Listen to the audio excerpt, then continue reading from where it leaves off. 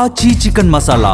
AP group 1 నియామకాల విషయంలో మరో కీలక పరిణామం చోటు చేసుకుంది. అక్రమాలు జరిగాయనే ఆరోపణలతో హైకోర్టు ఆదేశాల మేరకు ఏపీ ప్రభుత్వం సిట్ ఏర్పాటు చేసింది.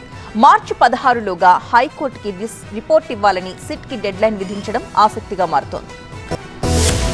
2018 నాటి ఏపీ గ్రూప్ 1 నియామకాలపై కొన్నేళ్లుగా వివాదం కొనసాగుతోంది. దీనికి సంబంధించి 3 రోజుల క్రితం ఏపీ హైకోర్టులో రిట్ అప్పీల్, అనుబంధ పిటిషన్లు దాఖలయ్యాయి. ఈ క్రమంలోనే గ్రూప్ 1 మెయిన్స్ అవకతవకలు, అక్రమాల నిగ్గు తేల్చేందుకు సిట్ ఏర్పాటు చేయాలంటూ ఏపీ హైకోర్టు ప్రభుత్వానికి కీలక ఆదేశాలిచ్చింది. హైకోర్టు ఉత్తర్వులతో CID IG doctor Ravishankar Ayyanar నేతృత్వంలో ఏపీ ప్రభుత్వం సిట్ ఏర్పాటు చేసింది. సిట్లో మరో సభ్యుడిగా సిఐడి ఎస్పీ కె చక్రవర్తిని నియమించింది. దర్యాప్తునకు సంబంధించి సోదాలు చేసేందుకు, ఆధారాల స్వాధీనానికి సిట్కు అన్ని అధికారాలు ఇచ్చింది.